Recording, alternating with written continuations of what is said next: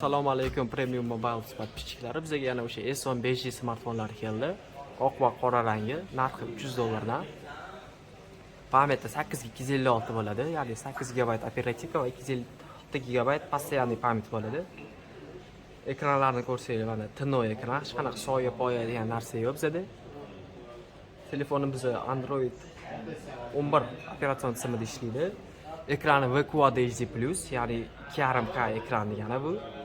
Ekrani tinno, Dynamic AMOLED degan ekran qo'yilgan. Faqat shuni aytish lozimki, bularda 90 Hz yo'q, ya'ni 60 FPS lik ekran. PUBG da bemalol 60 FPS o'yna olasizlar.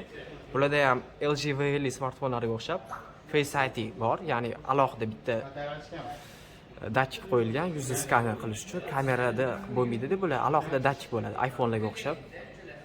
Bularda ham беспроводной zaryadka bor, hozir ko'rsataman sizlarga. Ikkinchi S10 5G'imiz. Unda hozir беспроводной zaryadkani yoqamiz. Настройкasiga kirib. Mana batareya kiramiz. Беспроводная zaryadka yoqamiz. Endi bu S10 5G'ni buni orqasiga qo'ysak, mana zaryadka olishni boshladi. $300 ga беспроводной zaryadka, stereo dinamikli, ikkita oldida kamera, 4 ta orqada kamera, chiroyli rang va 856 GB lik xotirali telefonni olasizlar. Bunda ham 4K 60 FPS bor. Ultra HD mana 60 FPS ko'rganinglardek. 60 FPS bor. Ekranlari chiroyli.